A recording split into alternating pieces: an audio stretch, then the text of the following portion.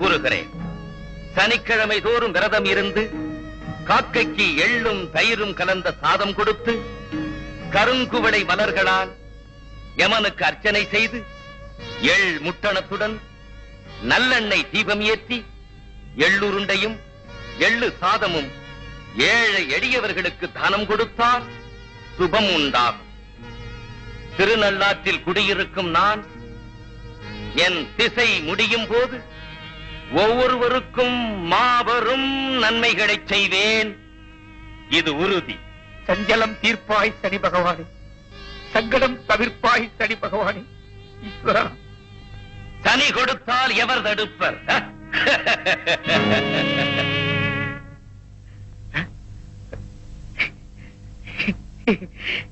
ஈஸ்வரா.